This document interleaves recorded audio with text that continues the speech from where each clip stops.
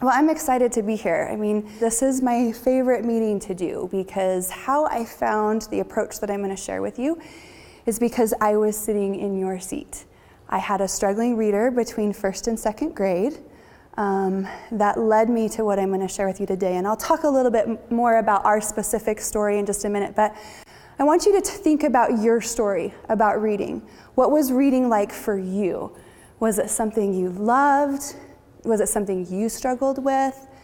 For me, I loved it. I always loved it.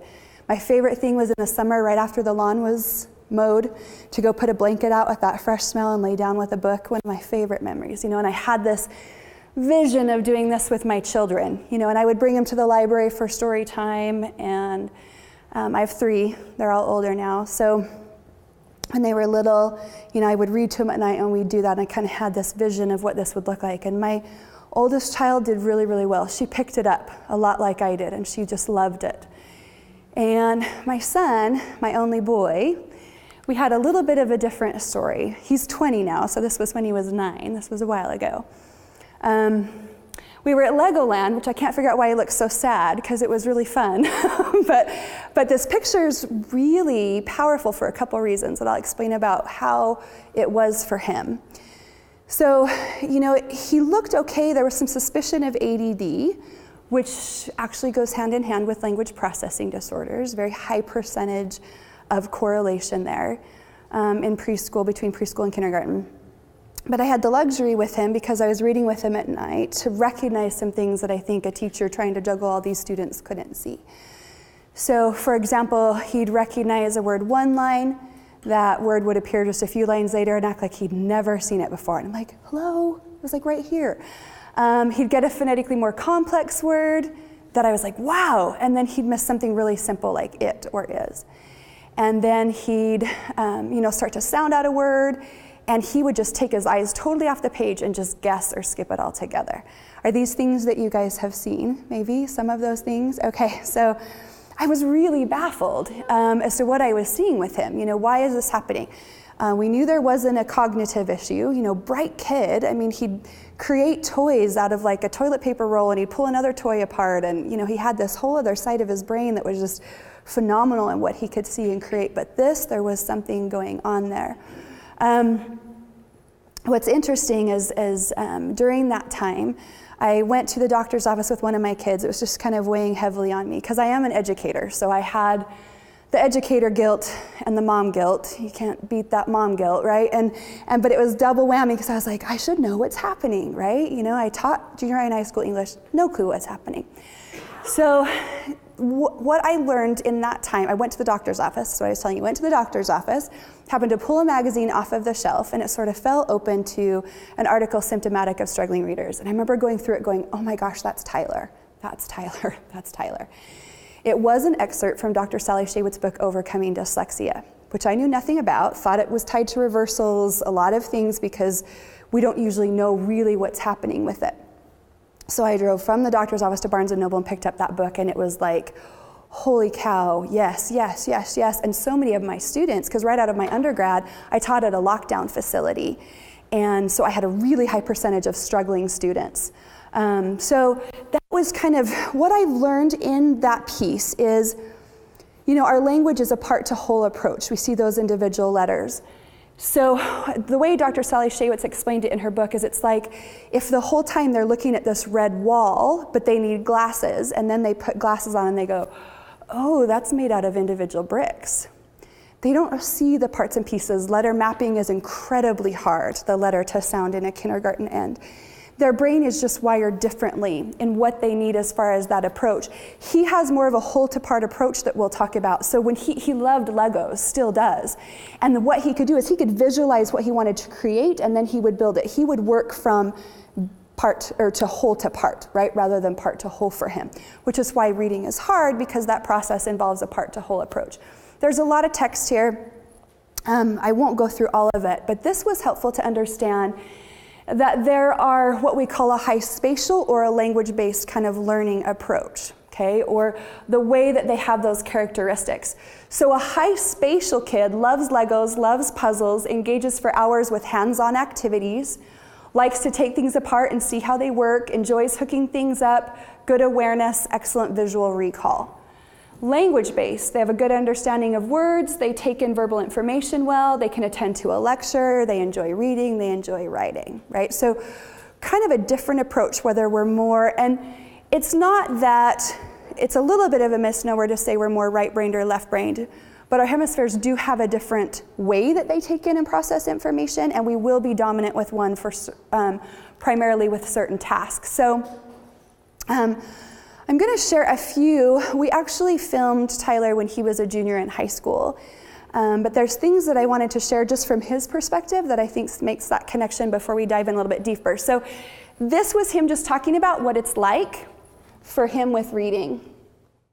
Dyslexia, what it is to me is that I just have a hard time reading and writing and then trying to take notes and understand and process what my teachers say.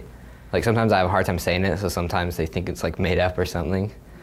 And so they think I just make an excuse for not being good at English or like writing, just my writing's really bad or my just reading and grammar and stuff. And they think I just make up an excuse, and it's not an excuse, and it's really something wrong with me. Sometimes when we're taking notes in class, it feels like we're like out catching butterflies, and it takes me forever just to catch one butterfly, and then the whole other class have caught like 3 butterflies, and I have to hurry up and catch up and take my time to catch 2 other butterflies, and it's just hard because it took me forever to get the first one. And like when colleges look at my grades, I always feel bad, like I'm not gonna get into a good college because of my grade in English, no matter how hard I try. I try to bring it up, but it's so hard to do it, and most teachers don't help me try to bring it up. I just get made fun of a lot because of it, because most people think it's just that I'm like stupid or something, but I'm not, and I just have a hard time with it. I just struggle in it. So a couple of things to bring out in that. I loved his analogy of the butterflies, that it's like everyone in class has already caught 3, he's only caught 1, it took him that long, and then he has to hurry and try to catch up. There's a feeling of a lot of catch up for them, right?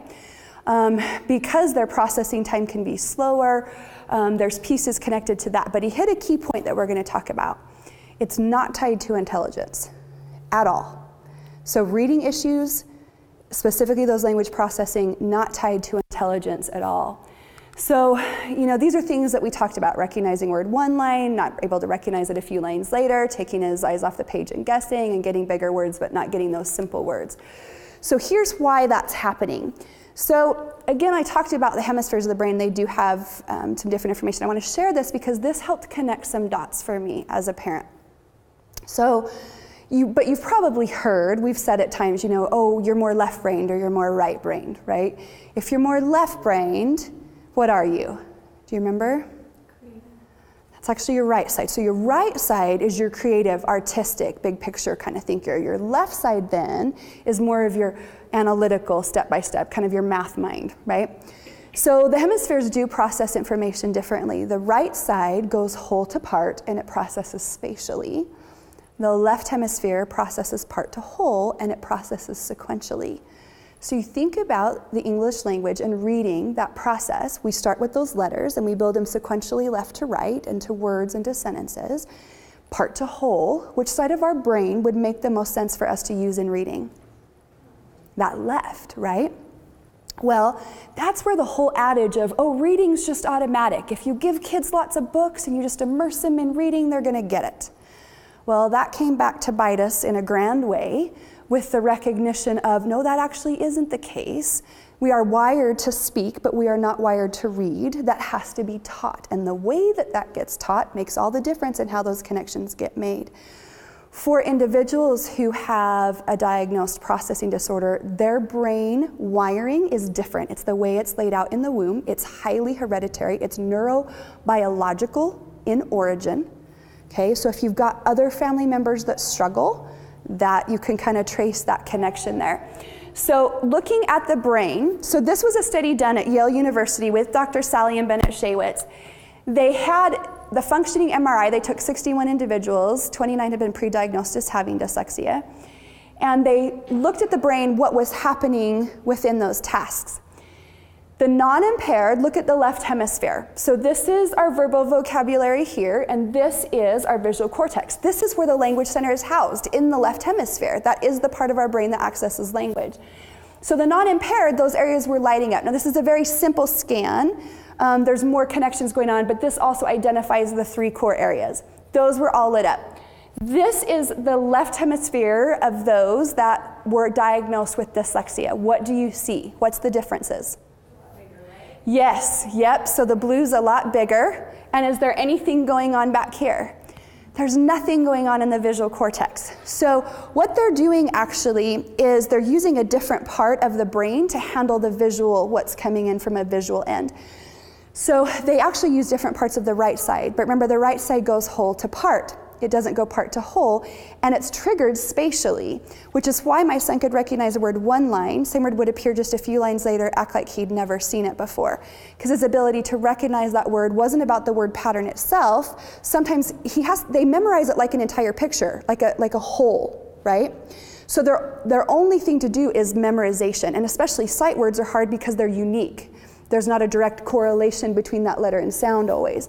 And so what happens is if they haven't memorized that word, they'll sound it out a couple letters in, and then they'll take their eyes off the page because what they're doing is overusing that verbal vocabulary to try to find a word with similar sounds or that would make sense for there.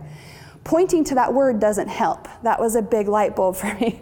I'd point harder and louder, and it still wasn't coming, right? So that was the awareness in that, is that they're using a different part of the brain. But the biggest part of that study, 2 things from that, why this is important to the story, to the whole reading story that we're talking about, the story that your children are dealing with. This is a fact. Phonemic awareness is the greatest indicator of reading success, not intelligence. Nothing to do with intelligence. So let's talk phonemic awareness. I'm going to talk about that in just a second, what that is. But this is my son's favorite quote. He loves Albert Einstein. I don't know if you've heard this. Everybody is a genius, but if you judge a fish by its ability to climb a tree, it will live its whole life believing that it's stupid, right?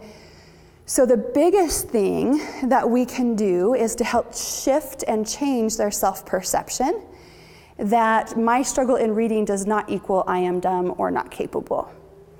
My struggle in reading equals my brain is wired differently, which means I have some awesome advantages and some challenges. And I need a very specific type of instruction.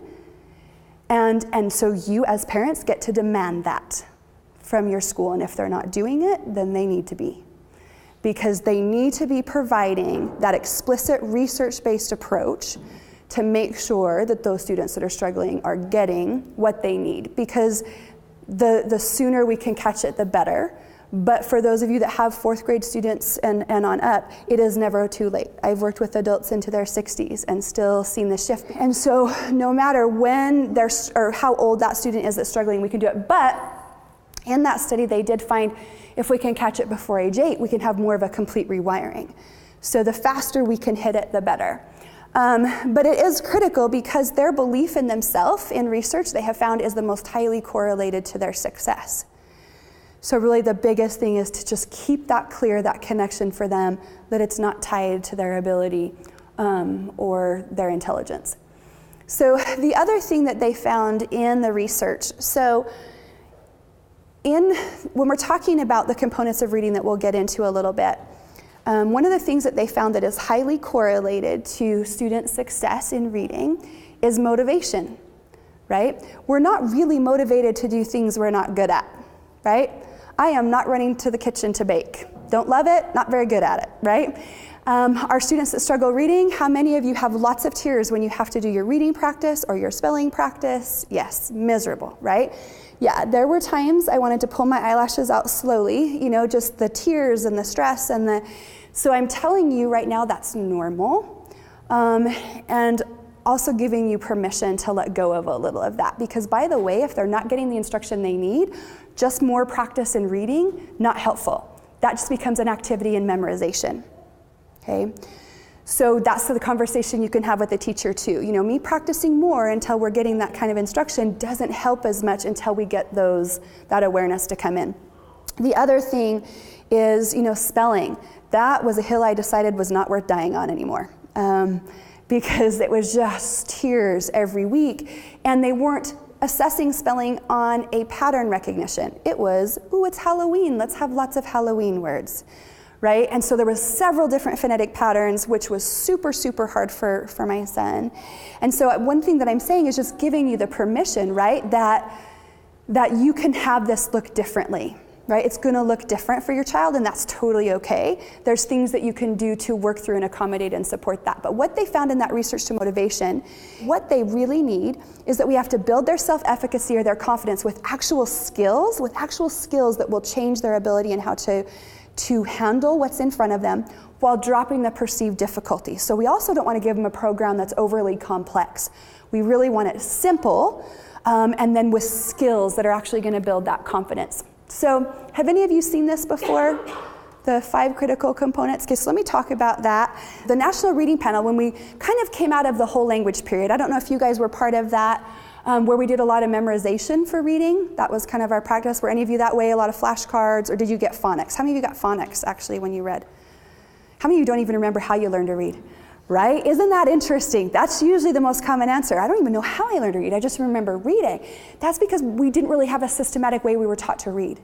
It just sort of felt like we just got exposed a lot. It came, and that's probably because you probably have those connections on that left hemisphere, and so it felt more automatic for you. You could see those parts and pieces without other people pointing them out for you. But that's not the case with students who struggle. They really need that explicitly pointed out.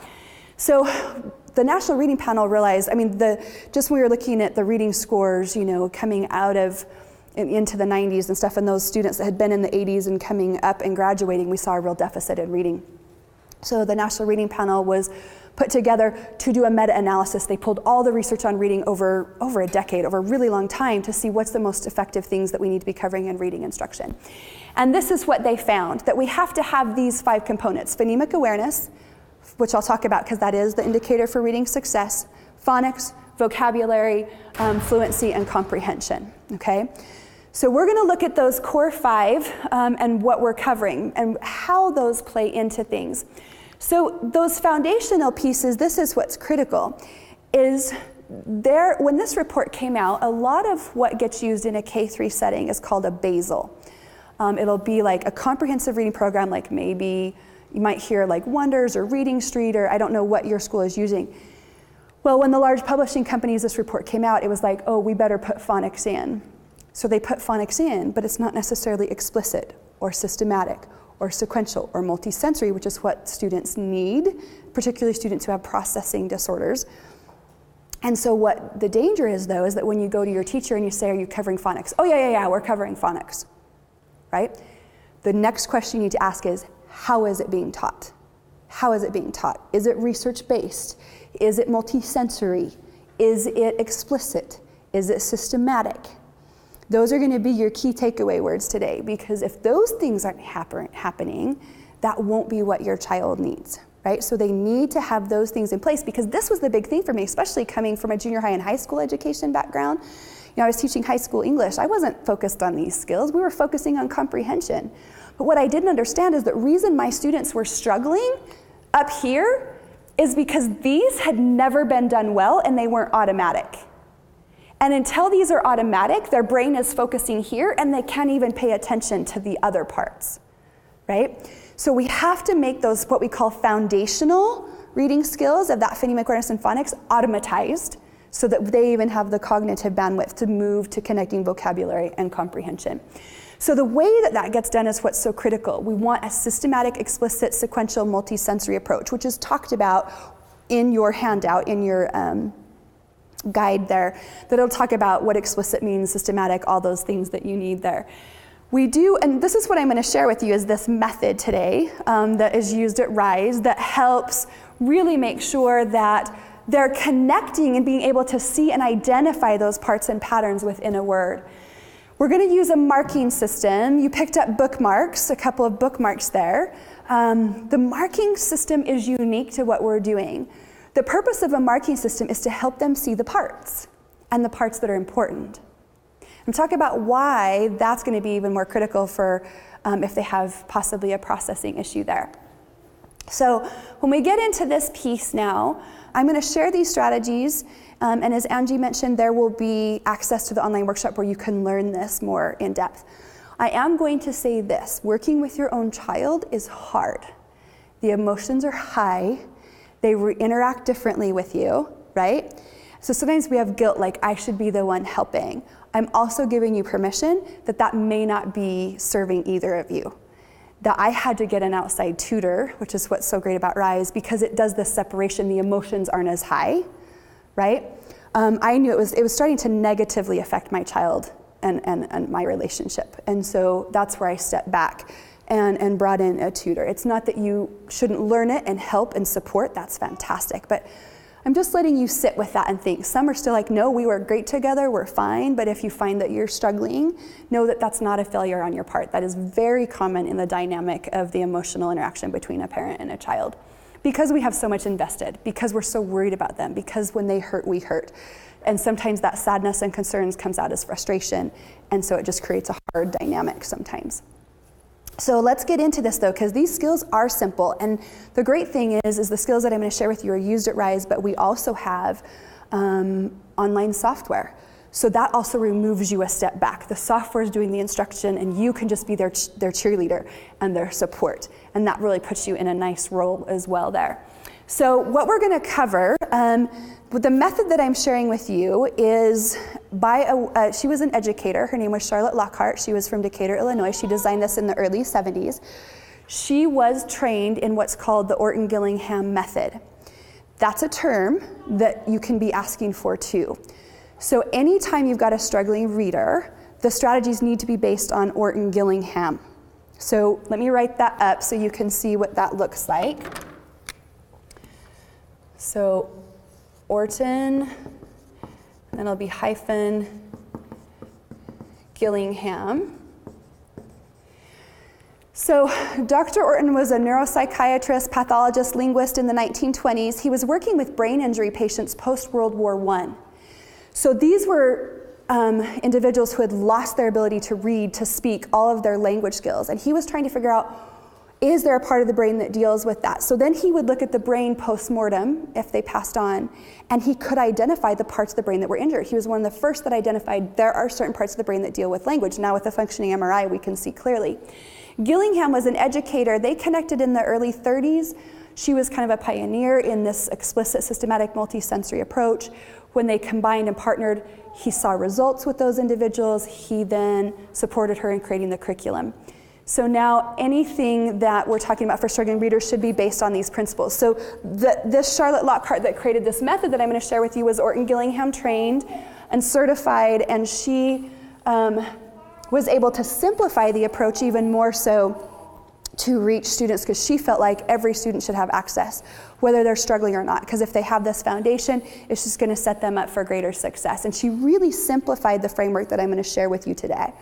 So when we're talking about letters, there's a unique way we even present letters, and using kinesthetic cues, and you want to use as many senses as possible. They should be hearing it, saying it, writing it, reading it at the same time. So when we introduce the letters, we're going to teach 4 things. We teach the name and the sound of the letter, uppercase and lowercase formation. So we start with actually vowel A. It's very normal for students who struggle to also have an issue with handwriting. So there's a form of kind of tied to that processing issue called dysgraphia, where it's actually more with the handwriting, spatial awareness. So letters will float, change sizes. They'll usually start at the bottom line. So my son actually has dysgraphia more severely than he has dyslexia, and those can come together. So dysgraphia is another thing that can be part of that. So graph is like the letters or the writing. So it's a disconnect on that end. So that's something too that we'll talk about, some practice you can do, but it's also another thing that you can kind of let go of really stressing about if they don't form them perfectly every time. That's really common. They have fine motor issues tied with it, so it can be really problematic for them.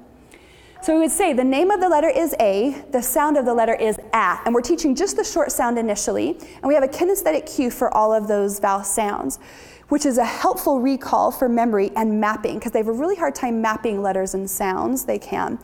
So let me show you that kinesthetic cue. I want you to do it with me so that you remember it and you know what that is. So everyone hold your hand out like you're holding an apple in your hand, okay? You're gonna put it under your chin so it's not covering your mouth so they can see the jaw placement, and you're gonna say, ah, like you're gonna take a big bite. Ah, okay? So I would say the name of the letter is A, the sound of the letter is ah. I'm doing the kinesthetic cue, and then I would have them repeat. So I'm going to do it, and then I want you to repeat it, okay? And I'll do it with you. So this is the letter A. The name of the letter is A. The sound of the letter is ah. Do it with me. The name of, so say it all with me, ready? The name of the letter is A. The sound of the letter is ah. So you want your child to repeat that when you're working on a letter. The name and the sound, okay? And then when you introduce consonant B, we teach in letter groups so that we can start combining sounds and building words right away. We don't want to just spend forever on the letters before we come back and work on blending, because blending is usually the hard thing. I will tell you that certain letters are harder to map than others. So the one that the sound is kind of tied to the name, like B, B, that's a little bit easier to get. M, M. But W, W, nope, no connection, right? So know that that's okay. So part of, if they have a processing issue, part of the deficit is a working memory issue, particularly what we call a phonological working memory. They don't remember the sounds, especially in a sequence. So it's very common for them to take a really long time to get the sounds. It will come. Don't panic. They just need to see it over and over and over and over again, okay? So we would say the same thing. The name of the letter is B. The sound of the letter is B. Okay, so what we do now is we take the consonant and vowel and we put them together, because their biggest issue when going to a word, because a lot of them, so let's say this is our word, and you're having them read the word and they're going b-a-g, b-a-g, b-a-g, right? Or then they go b-a-g, gat, right? They start with that last sound and go back. That's because they can't blend that. That's that phonological working memory. They can't even, the brain can't even tell what in the world b-a-g is, right? So what we do is we combine this consonant and vowel here, and how would you read this if we combine that? Ba, okay? If this is ah, read it with me. Ba. We call this a slide. We put an arrow underneath to indicate two things. One, that it's not a real word, and two, that we're gonna slide that left to right, okay, for that tracking. So they practice all their consonants with their vowels, blending that, and this is a research-based approach. Then they would add on the ending sound. So we would put that arrow, and then once we add an ending sound, that slide arrow is gonna go away, and what we want them to do is identify the vowel within the word for a couple of reasons. They do that by placing an X beneath it. Because when they're in KN1, sometimes they're just still trying, especially in kindergarten, discerning between a consonant and a vowel, right? So, and it sets up the foundation for the awareness that in English, every syllable and every word has to have a vowel sound. You don't have a vowel, you don't have a word.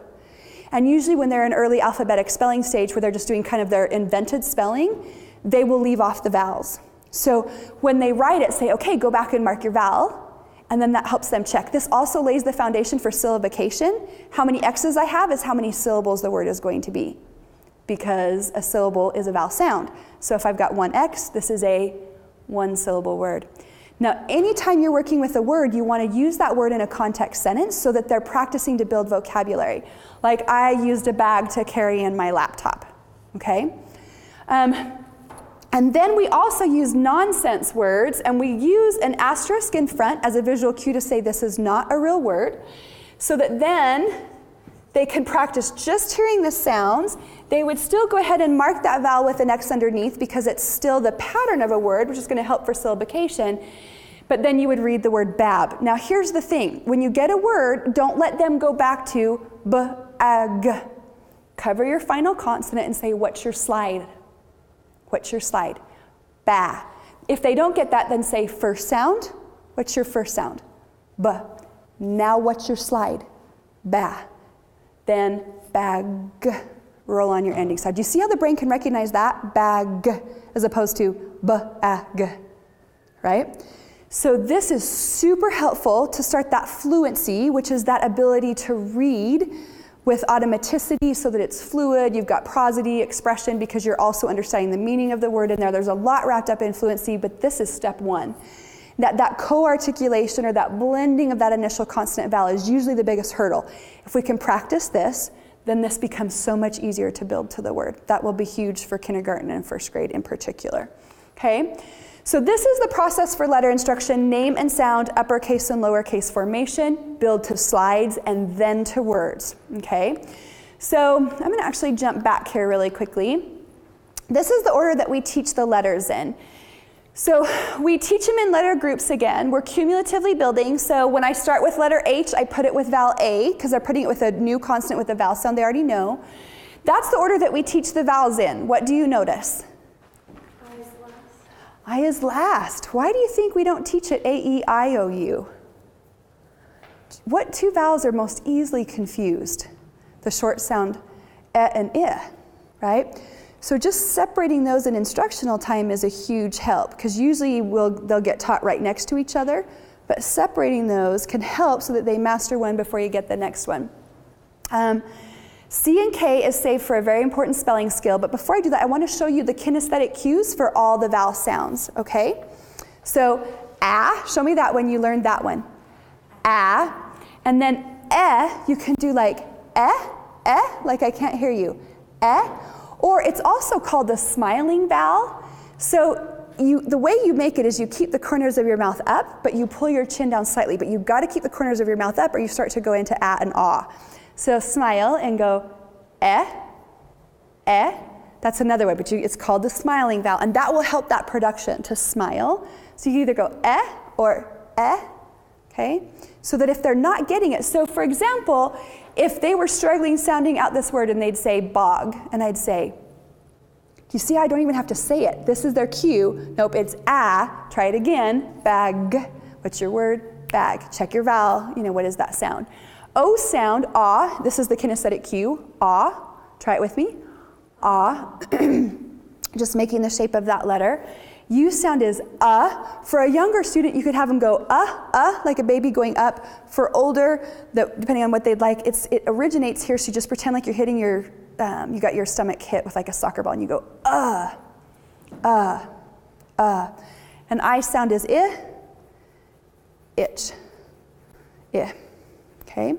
So try them all with me so that we can practice it. So what is A sound? And show me the kinesthetic cue.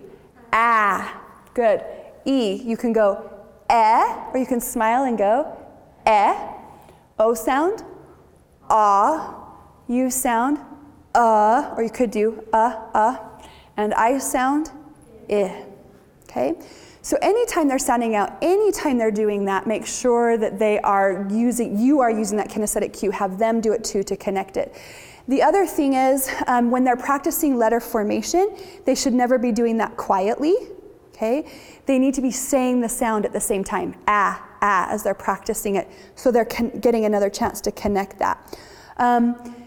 There's lots of other things that I've tried with students that really couldn't map letters. We've done sand trays, we made it out of clay, just a lot of things, but really the research is showing, and yes, all that can help, but it's the actual formation, the actual doing that and saying the sound at the same time that's connecting those areas. So as much as possible, even if you're just letting them trace it, whatever that looks like, just keep saying that, and just know that it's normal, that it may take a couple of years for some of those letters, which seems super scary because you need to catch up, but just continue to practice. If you get stuck on one letter, because some will be easier than others, give them a break. If you've been on one for a while and they don't get it, move on, do one that's easier, let them get it, build some confidence, come back and revisit that one, and then do it again.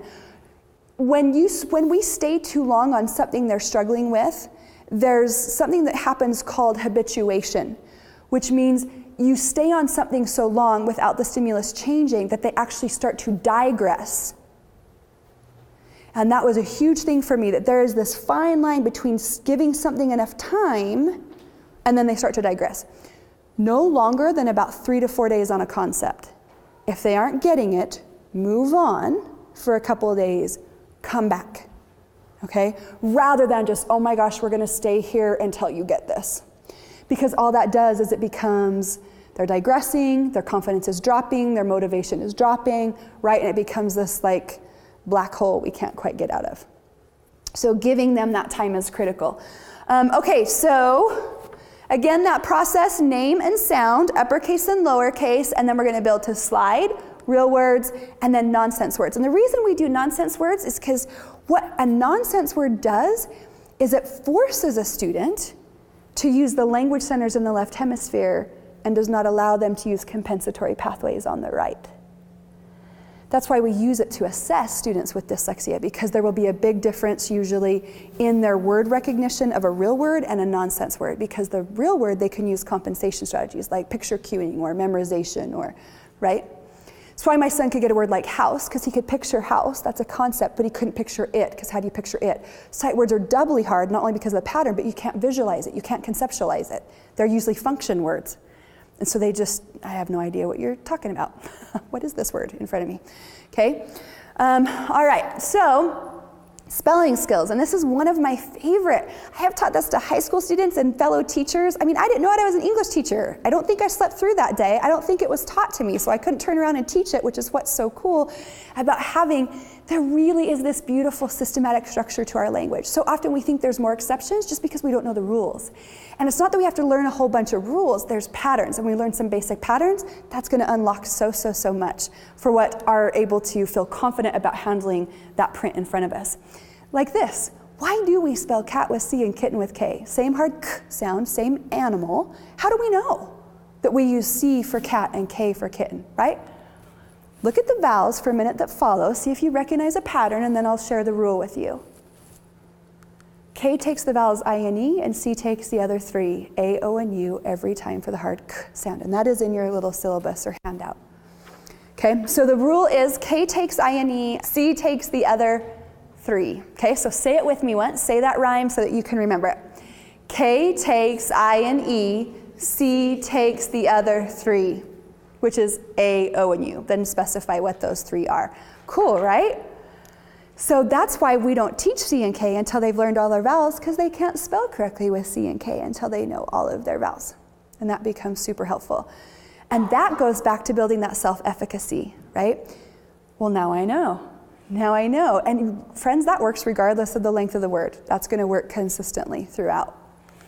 So next from there, we move into other concepts, blends, digraphs, special vowel combinations. I'm just going to hit this lightly because what I really want to share with you so that you're not overwhelmed is just the 7 core skills. And then again, that online workshop, you can go through and break all of this down slowly. So this, now one of the things, we're going to get into a practice here about how you're going to do this. With these skills, I'm going to walk you through this process of dictation, which is the multi-sensory piece that comes in. When you're teaching a skill, you want to be as explicit as possible, be clear.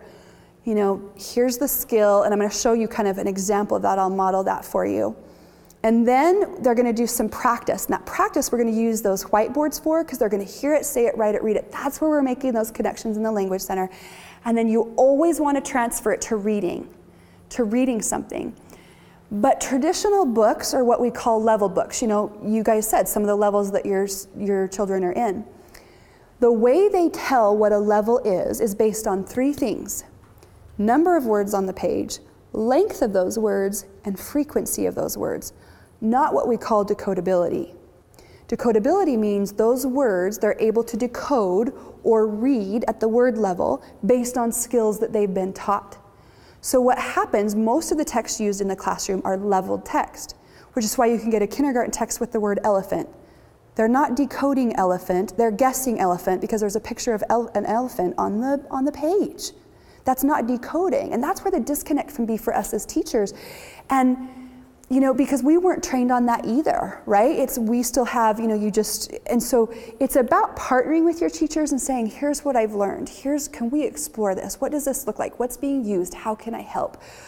Because it's really easy when we come in from a defensive end for then the teacher to get defensive, and then it's like this, right? As opposed to this. And I had some that would work really well with my son, and it was actually all but 2 kind of in his whole career, and I just we just had to make a different decision on that teacher. And so, but most really want to help, they just may not know how. And they're doing the best they have with the tools that they've been given, right? So you get to have this opportunity to even share, hey, I've learned some new tools. Let's look at this. This is what I'm doing. How can this help? So after that, so that what we're saying is on that transfer, when they're practicing right after that dictation practice I'll walk you through, you want to practice in a decodable text, something that is a text, but it's all decodable words based on high frequency words and those skills that they've learned. And that's one of the things that we use at Rise as well, as that decodable text. So that's something you can talk more about, Angie, about if you have questions about, because that will bridge for them. If you go from a phonics instruction to a level text, there can be a disconnect for students because they're not seeing it concentrated enough to connect that. Does that make sense? So often watch that. They need to go from a skill to a decodable text, then a level text, not a skill to a level text, because that creates a disconnect, okay? So blends, I'm just gonna talk a little bit about blends. You have it on your square bookmark on the back of your 42 sounds. Blends are 2 or 3 consonants standing together that retain their own sounds and must be able to begin a word. Blends can be really hard because L and R are such hard consonants because they affect the sound of everything around them. So we have 6 L blends.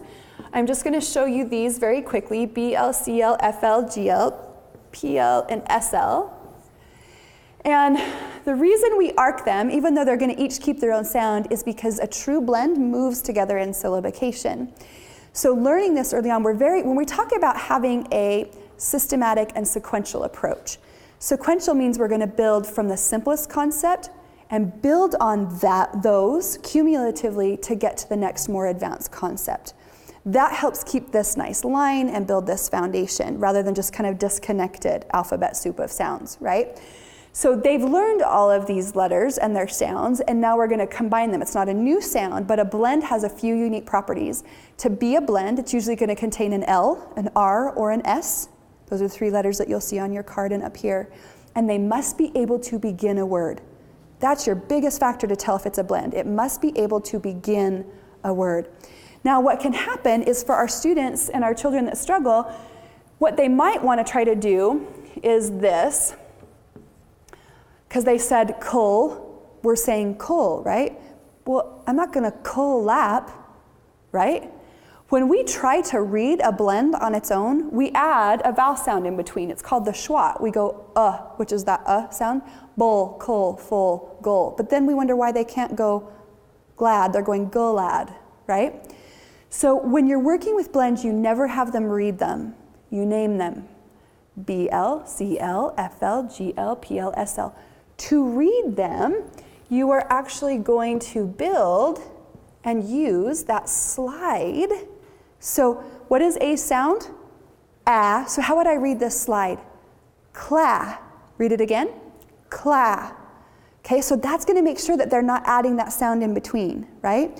Then I can go to the word, and I'm going to mark it left to right to reinforce that left to right tracking. I would mark my blend, mark my vowel. My word is clap. What's my word? Clap. Okay? So that's just something to watch. When you're working with blends, if that's getting taught at school or you're working with it at home, you don't want to read them alone.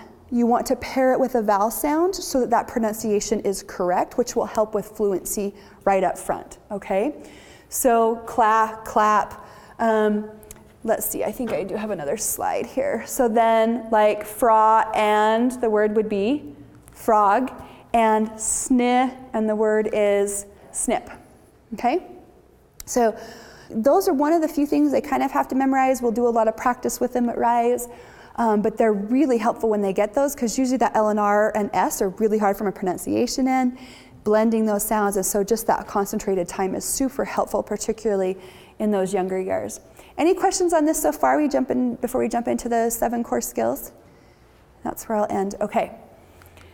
Yes? Can you teach those before they have the ability to speak them? Not really. I mean, you can show them to them, but the whole point is that they're mapping that sound with them. So if they're saying flog, we can't teach them? Yeah, I would keep showing it. Yeah, keep showing it to them and just keep reinforcing that, because what'll help is if they do know the letter, when they see the FR blend, they'll see it's not FW, they'll see that it's FR, right? And that will keep, it's about making that connection between the letter and that sound that it represents.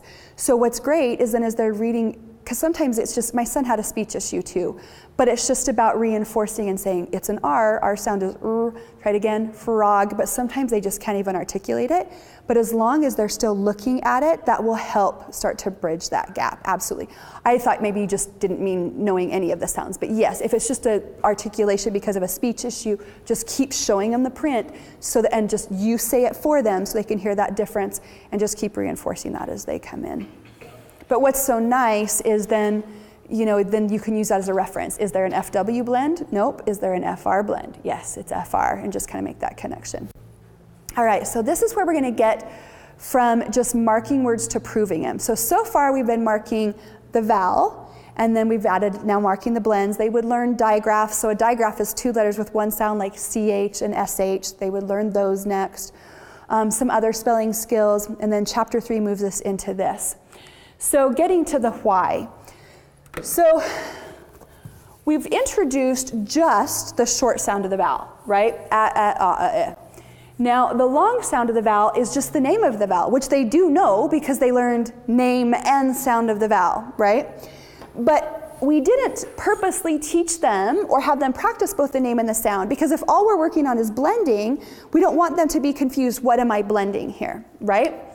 So we're going to introduce the diacritical markings of the breve and the macron that show up in the dictionary to represent the short and long sound. But we're going to do a little activity to help give them an experience or a connection to that.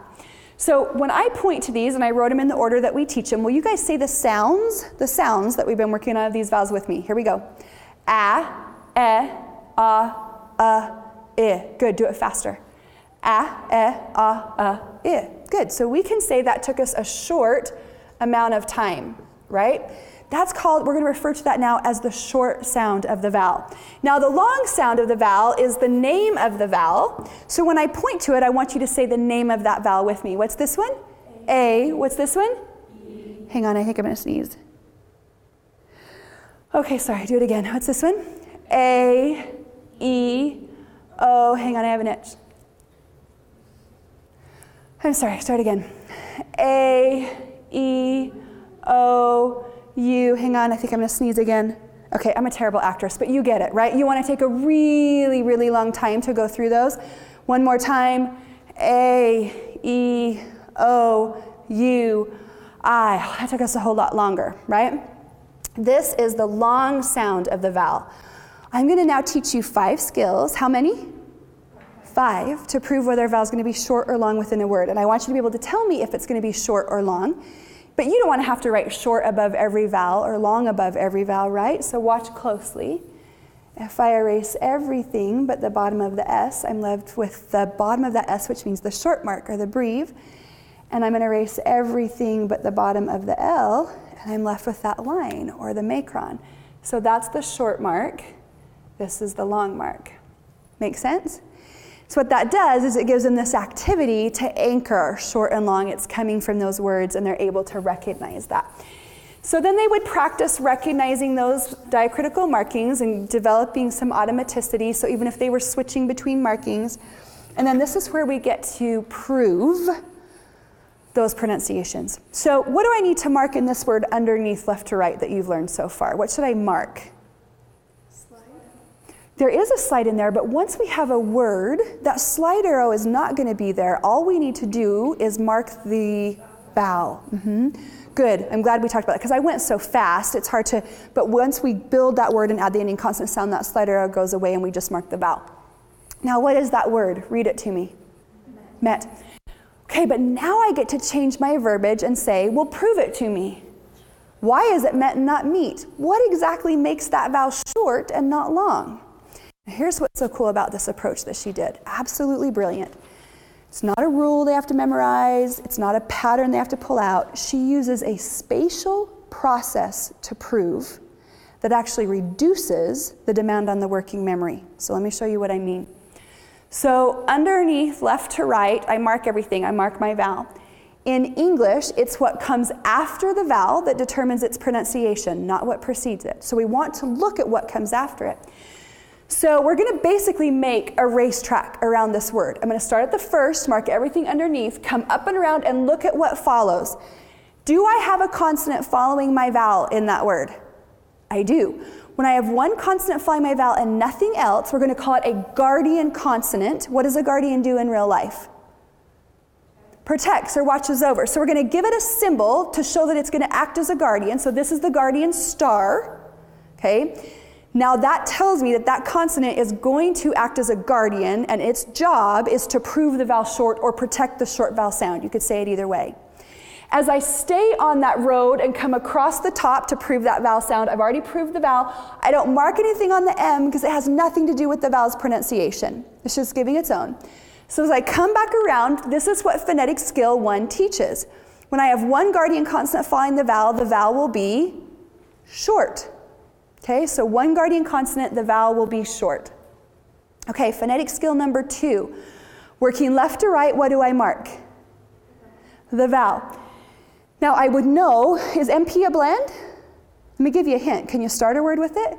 You guys are catching on. Good, so that's your thing. It's not a blend, and that's why they learn those early on, so they know what's a blend and what's not. But as I stay on my road and come up and around, both of those will act as guardian consonants, which prove my vowel short. Let me show you really quickly just this nice visual from the software about staying on the road. If they stay on their road, they don't have to remember what to do next. It cues them what to do next. It tells them, if they stay on that road, what they should be doing, which is why it helps their working memory issue. And it's using a spatial process, which is their strength, to come around and prove that word. How cool is that? That spatial process to prove is the game changer.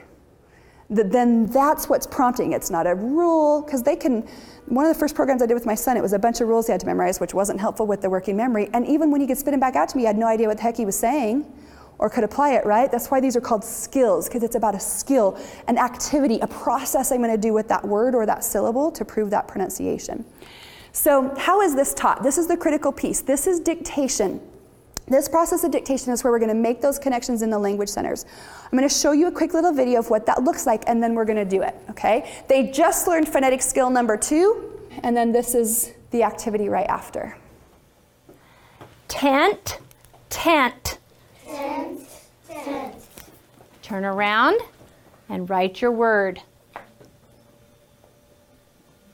I use a tent when I go camping. Okay, so what are some of the things you noticed in that? What did you see? Yeah, okay, visual, she said it. What? Use it in a sentence? Good. Okay, so she said it 2 times. The student said it back 2 times. They wrote it and proved it with that phonetic skill 2. She used it in a sentence, and what wasn't filmed is then they would read it. We're going to do that activity. One of the things, where were the students? Standing up. Yeah. Why would we do that? How engaged were those students? We need 2 things for our brain to work, glucose and oxygen, and we actually get 8% more oxygen when we stand up. We actually think better on our feet, right? So if you've got babies asleep, do not stand up. Everybody else stand up, okay?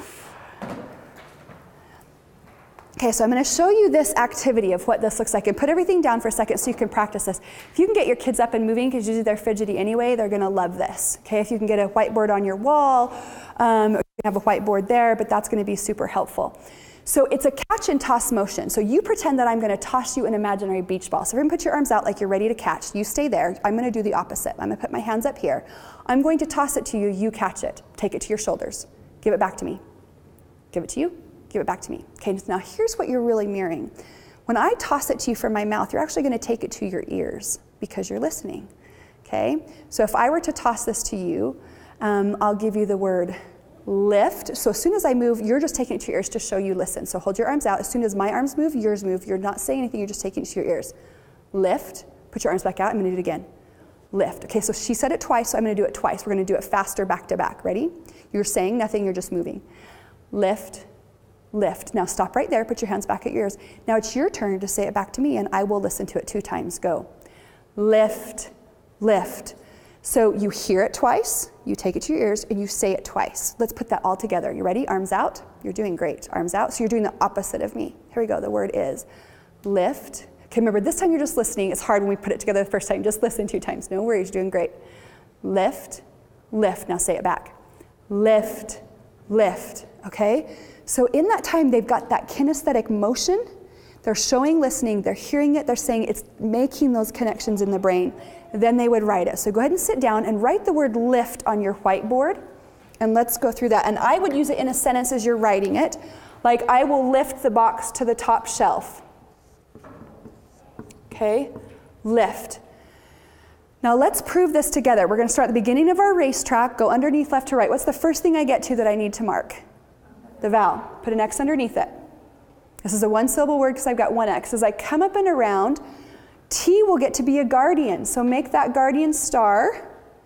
As I stay on that road, F will get to be a guardian because phonetic skill 2 says that when I have 2 guardian consonants, my vowel will be short. Okay, so that's phonetic skill number 2. 2 guardian consonants, my vowel is short. So if they're not to this level, if they're still doing letters, when you practice letter writing, you could give them a whiteboard with the lines, and you would say uppercase A, they'd say it back, uppercase A, or lowercase, or the sound, the letter that makes the sound, ah, ah, ah, ah, and then they would write it, so that they're hearing it, saying it, writing, and then you want to have them point to it and read it. So everyone put your finger under your L and read the word 2 times. Slide it as you read it, go. Lift, lift. You want to make sure that they're pointing and looking there for that mapping, because so often their strength is auditory. So you'll say, read the word, and they'll look right at you and go, lift. They just repeated auditorily or orally, right? They're not reading it. To read it, where do their eyes have to be? On it. So make sure that they're tracking, okay, that they're doing that. Let's try one more, a little bit more on your own. You ready? You guys can stay seated. So you can do it sitting, but it's nice for them to stand. The word is soft, soft. Give it back. Soft, soft. Go ahead and write it. I like my pillow to be soft, not hard.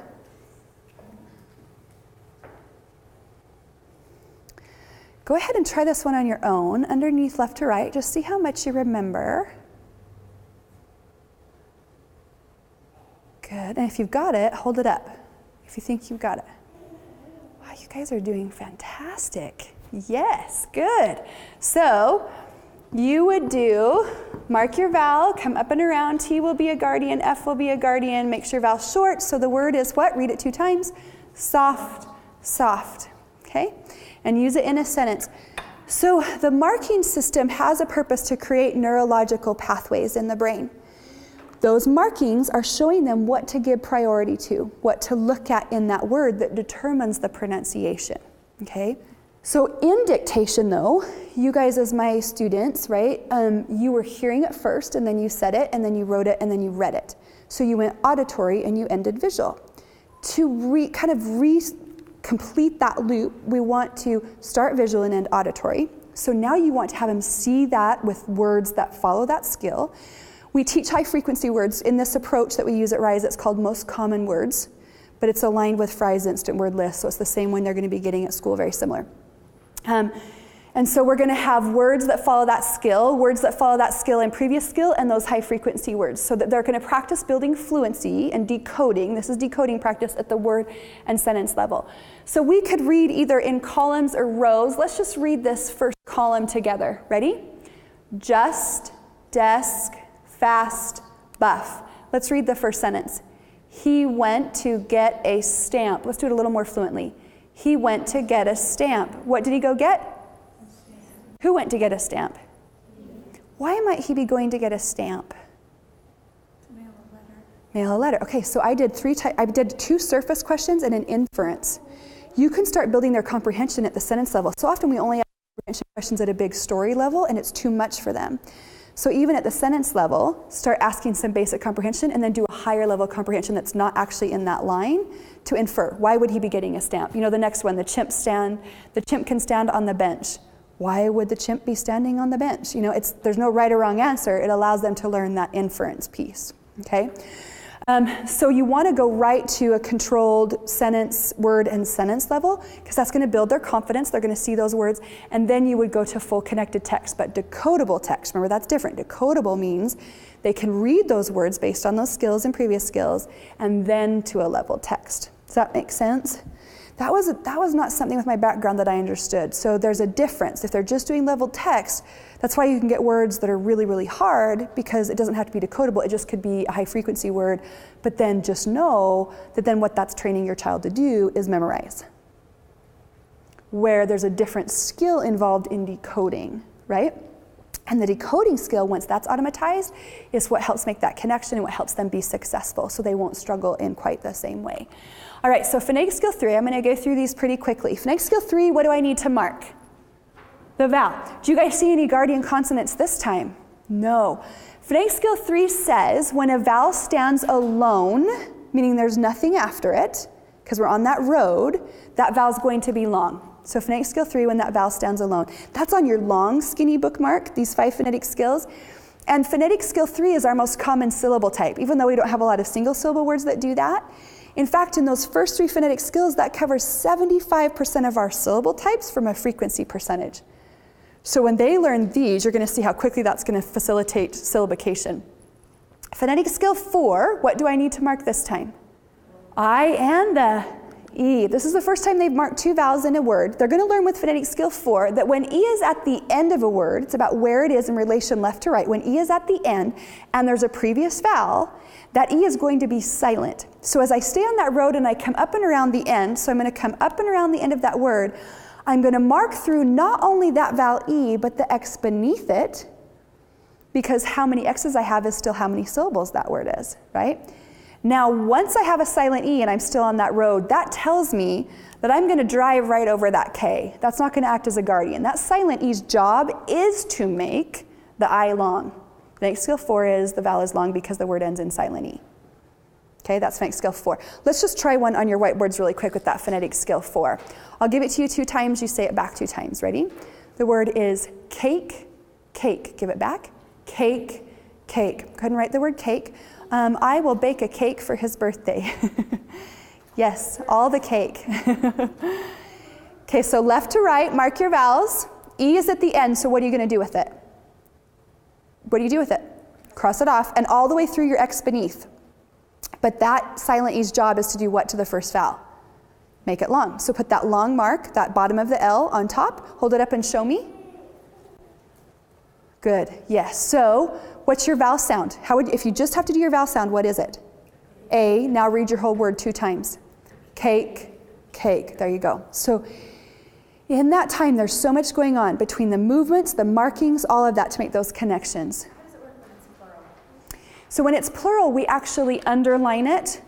So they would prove the base word first. So if it was 1 cake, they would prove it. But if it's 2 cakes, right, then they would underline it. And we would explicitly teach that. We teach adding suffixes, using these 5 phonetic skills, and they're going to learn, because that draws the attention, right, of what we're adding there. So, okay. Okay, phonetic skill number 5, this word, working left to right, what do I need to mark? My vowels, okay. Where are my vowels in relation to each other? They're right next to each other, right? We teach the term adjacent. Like, I am adjacent to the whiteboard. Now am I adjacent to the whiteboard? No. So when we have 2 vowels adjacent or right next to each other, we teach the most common or best bet pattern, which is that the second vowel, or best bet pronunciation for this pattern, which is that the second vowel will be silent, and that proves the first vowel long. Phonetic skill 5 is 2 vowels that are adjacent, second vowel is silent, first vowel is long. There's 9 patterns or vowel teams or pairs that do that. And we explicitly teach those 9 and where they come at the beginning, middle, or end of words, which one we spell based on where they're at in the word. Okay. But there's your core 5. So phonetic skill 1 is when I have 1 guardian consonant, my vowel is what? Short. When I have 2 guardian consonants, my vowel is what? Short. When my vowel stands alone, nothing after it, my vowel is long. When my word ends in silent E, the vowel is long. When I have 2 vowels adjacent and the second vowel is silent and the first vowel is long. You've got it.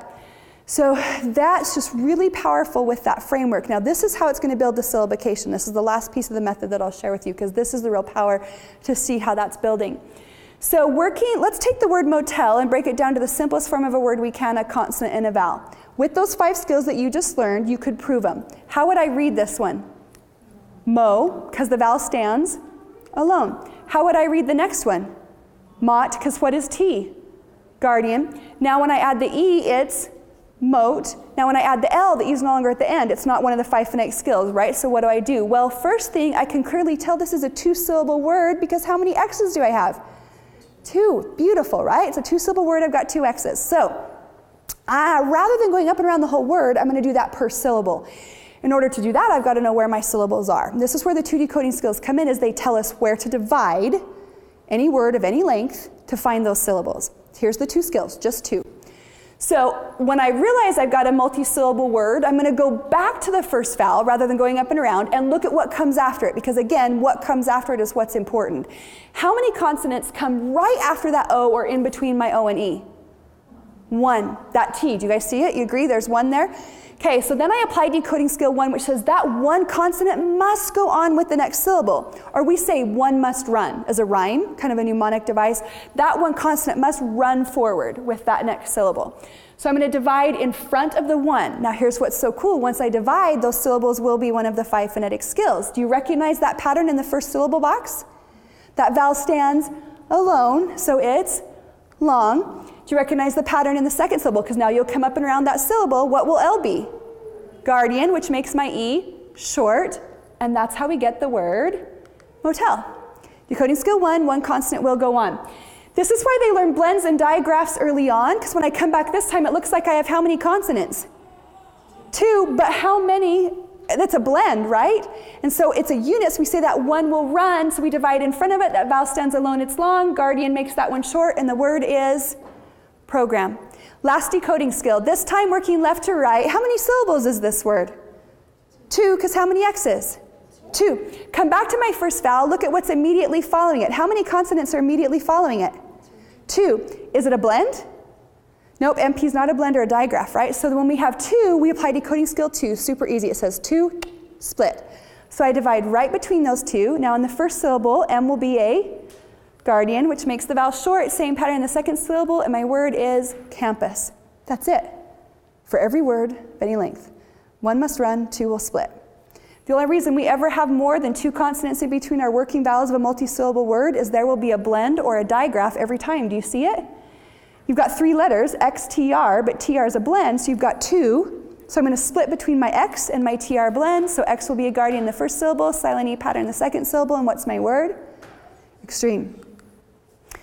We would build from there on other skills like R-controlled vowel, really advanced skills, especially for those of you that have students and children in 3rd, 4th, 5th grade.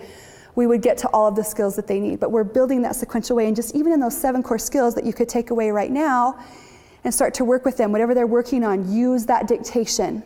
Always having them hear it, say it, write it. Start to teach them some of those markings, even if all they're doing right now is marking the vowel. That helps that pattern recognition, starts to train their brain to pull out the parts rather than just memorize the whole word, right? And that will help make that connection for them.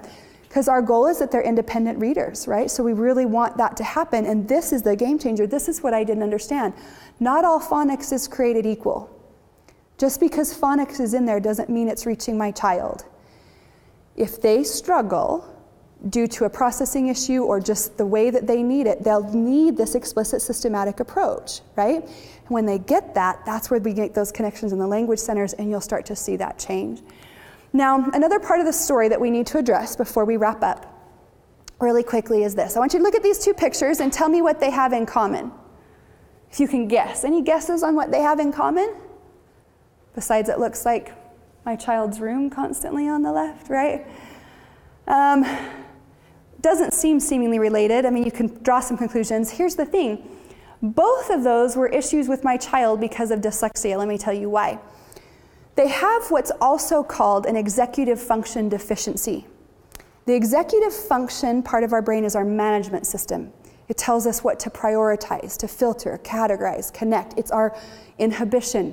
It's our time awareness. It's working memory as part of that. So, for example, I would say to my son, so this was the thing that was mind-blowing. This affected far more than just our reading. I'd say, Tyler, I need you to go upstairs. I need you to make your bed, pick up your toys, and hang up your clothes. And I'd get this. Tyler, I need you to, and I'd list it again. And I'd get kind of, okay. And he'd either get upset or he'd cry, or sometimes he'd just go up quietly. And I'd go upstairs to find him playing with his Legos with none of that done, right? And I kept thinking, what is happening? He really couldn't keep those in his sequential working memory long enough to remember what I needed him to do.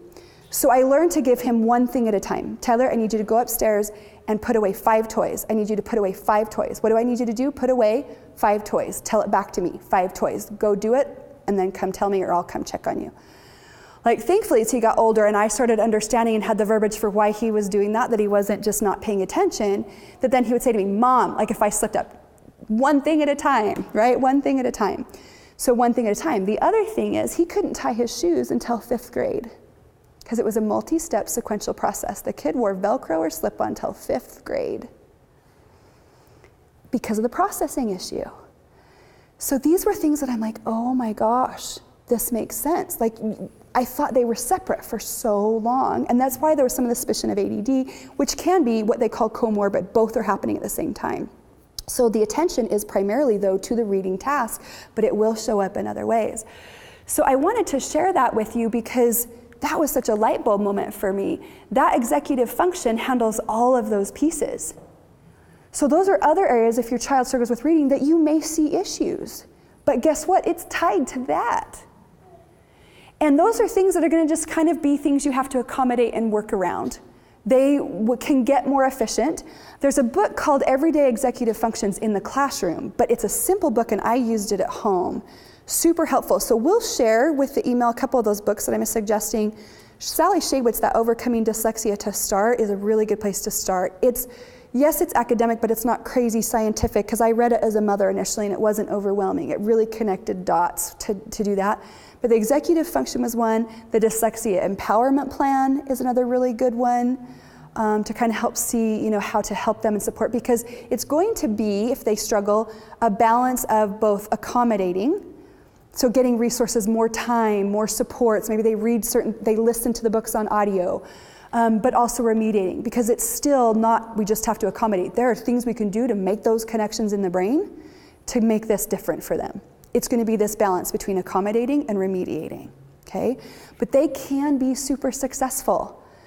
There were days that I did not think we would see graduation from high school with my son. And my daughter actually has it mildly. We didn't recognize it in her until junior high. And she's a junior in high school. And there are days that I'm like, oh my gosh, we're never going to get here, and he did graduate and with honors. And, there were things, I had to change my needs around it, my perception. We were not going to sit on the freshly mowed lawn and read.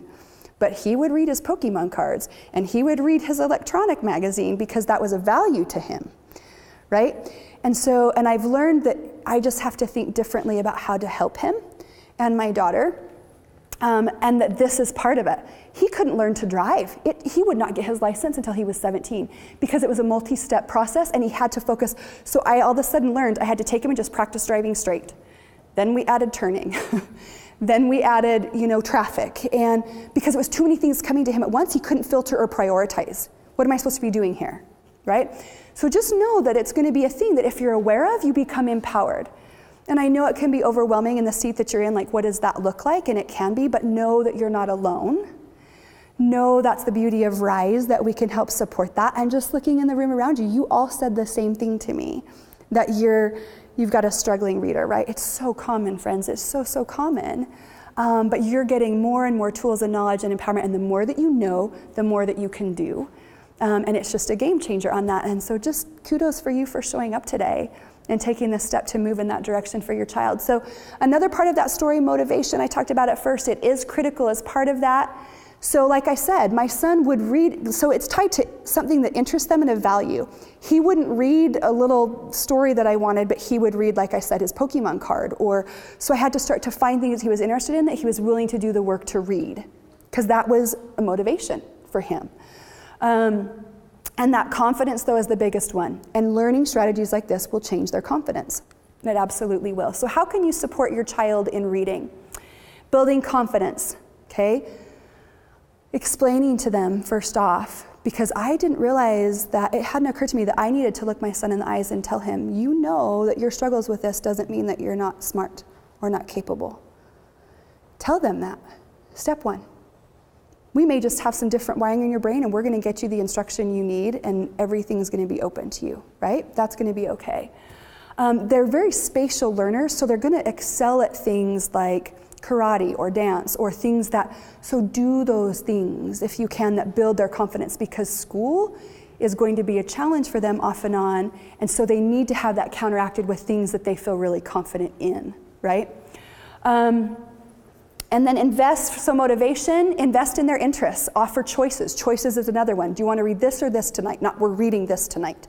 If they feel like, because they feel powerless, right? Anytime they can feel like they have some power over what they're doing, we're going to practice this letter or this letter. Which one do you want to do? Simple things like that can help with motivation, so giving them some choices, and then provide research-based instruction, which is what this is that we shared with you today. And then use a growth mindset. Celebrate effort, not outcome. I love how hard you worked tonight. We may not have gotten through all of the letters, or maybe you did fail your spelling test, but you know what? You worked hard all week, and that's what I'm proud of. You worked at those rather than outcome, because their outcome is not always going to be a direct result of their work, which is what's so frustrating for them. So you celebrate the work, not the outcome. I've had to let a lot go. I mean, my oldest, it was like, yes, straight A's. My youngest right now, please just pass your class. I mean, like, literally, like, she struggles. And I'm like, hey, you know what? I am seeing you work, awesome. Way to get that project done, you know?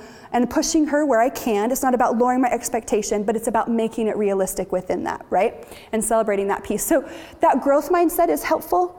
That effort, not outcome. That effort, not outcome. So parents helping, he talked about that a little bit. Just giving him the latitude for, you know, not hounding him on it, kind of giving him that space to breathe, because he was already feeling bad about how much he was struggling. So again, that's why I say sometimes it's wise to use a resource like Rise, because it takes you out of it, or even the software piece, because then it's not all on you to create that intervention there. Teachers and parents, he talked about a couple things, but this is the one thing that I wanted to leave you with, because we're out of time, just this really snapshot of what he wants everyone to know. The best thing about dyslexia is that, like, with like the 5 senses, when you're missing one, it heightens other ones. So since I'm missing kind of my English kind of section of my brain, it heightens other stuff like science and math. And I do excel in those classes, and I just love those classes. And I just love doing scientific things like inventing stuff, programming stuff. What I would tell someone else with dyslexia is that they're not stupid and they can do it. And you just gotta think of your own way to like take in information and stuff. And sometimes maybe my stuff will help them, maybe not. Maybe their stuff will help me, maybe not. But just that they're for sure not stupid. They're actually probably smarter than some kids in some subjects. Everyone's smarter than someone in a different way. I love that. You know, that they have their strengths, and to celebrate that. So just, I always get emotional at these because I know what you're feeling in that seat. And I want you to know that you're not alone, and they're going to be so okay. What they learn from this, the strength that they get, the growth that they get, there's resources out there, and we love to partner with you and help you so that you don't feel alone on this journey, and that they're brilliant, fantastic human beings with this unlimited potential that we can help unlock when they get those resources that they need. So just thank you guys for taking the time to be here today. And let us know how we can help. Angie's going to be back there to talk about that. We'll send the online workshop. But you know, the tutoring piece will go through this, or the online piece, or a combination of those, whatever that looks like. You know, we're happy to help. But you learned a lot today. You could even start teaching that CK skill, you know, those teaching some of those markings, and just with that free online workshop, it'll teach you more in depth. You know, so just get a whiteboard and a marker and use that, hearing it, saying it, writing it, reading it. That's your big takeaway, to start making those connections, okay? Thank you guys. Thank you so much.